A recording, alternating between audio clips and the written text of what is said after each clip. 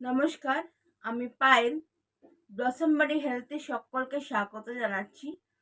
তো আরেকটা ব্রেন স্ট্রোকের পায়ের এক্সারসাইজ নিয়ে এসেছি।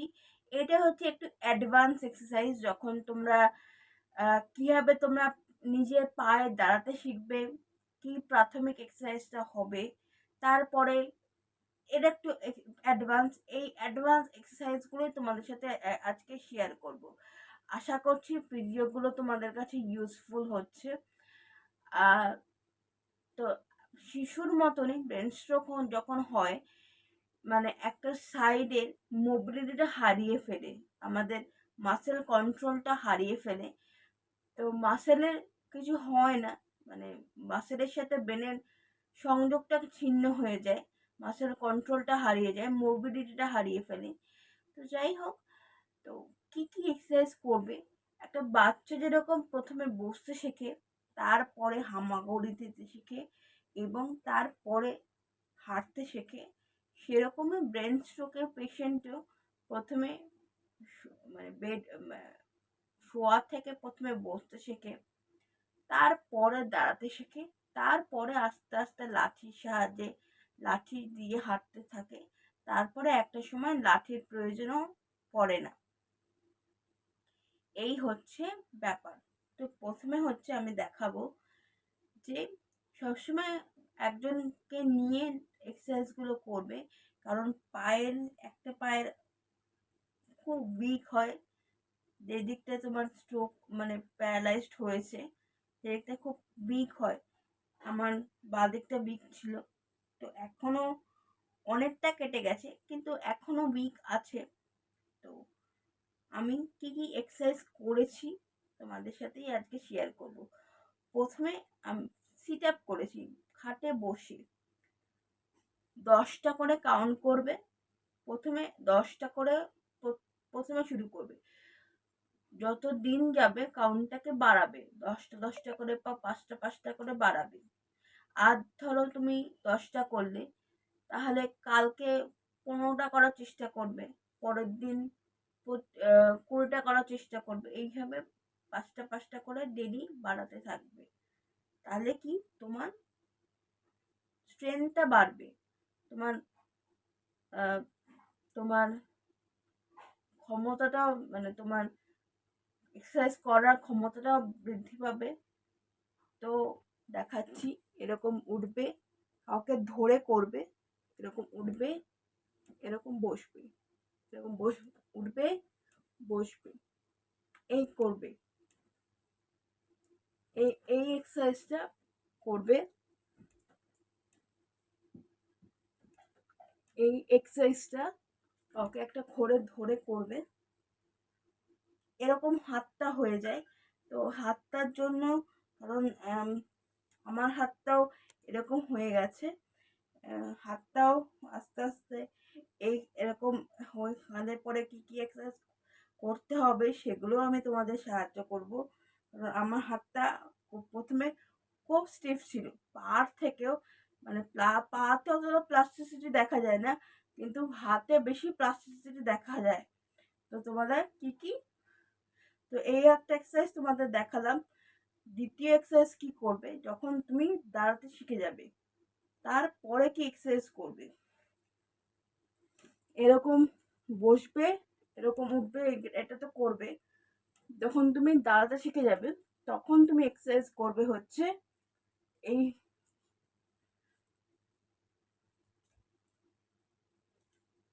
লেফট রাইট করবে। এটা উঠবে না, প্রথমেই একটু ঘুরে ঘুরিয়ে এরকম এরকম এরকম এরকম হবে। তো কিছু একটা ধরে নেবে, ওকে ধরে করবে, আগে থেকেই বলছি, কিছু না ধরে করার চেষ্টা করবে না, আর তাছাড়াও তোমরা করতেও পারবে না। তো করতে করতে এরকম লেফট রাইট করবে,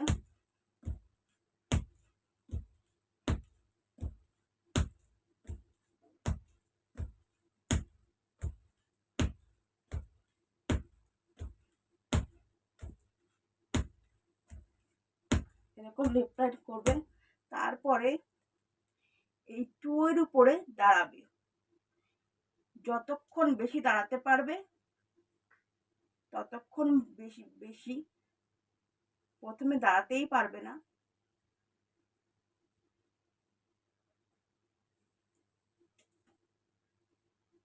আমাকে এখনো ধরতে হয়।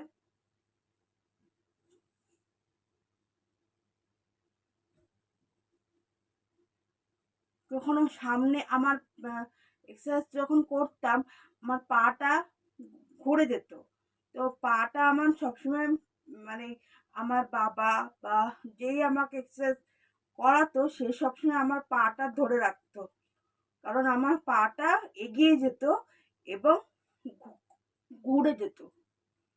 তো এই এক্সারসাইজগুলো যখন তোমরা দাঁড়াতে শিখে যাবে, তারপরে সিট আপ তো রয়েইছে, সেটা আর তোমাদের আজকে দেখাচ্ছি না। তো এই এক্সারসাইজগুলো তোমরা পায়ের এক্সারসাইজ করবে।